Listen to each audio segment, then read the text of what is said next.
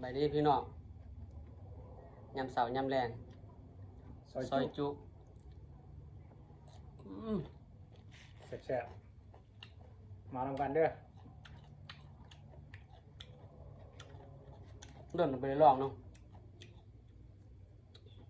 ต้องการมาเฮิงแล้ว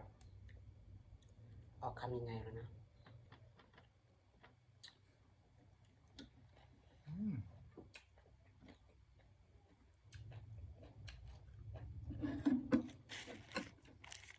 บีของแท้สร้างมาโดยพิเศษ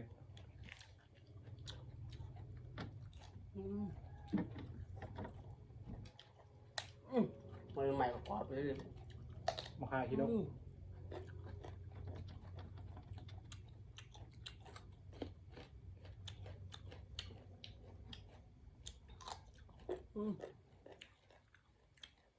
มาเลยสดๆ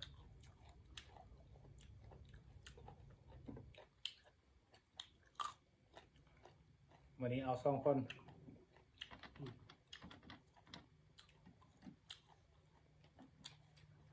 ว่าจะซื้อแต่เสาแล้วบ่ได้ไปเป็นว่ายังเมื่อหน้าอยู่ข้าไปเมืองเขาเรือไปซื้อขามแรงก็บ่อยากสุดวันใดวันนั้นอาตับคำยังไง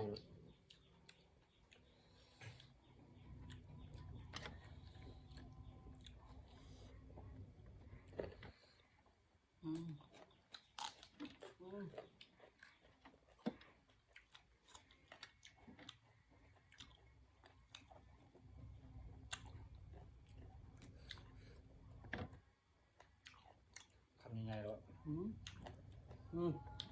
มาค่ามาค่าหน่อย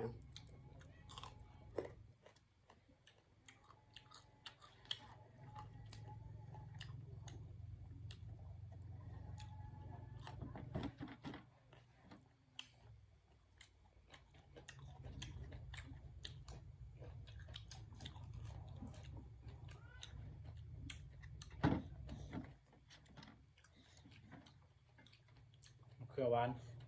30 กีบตับ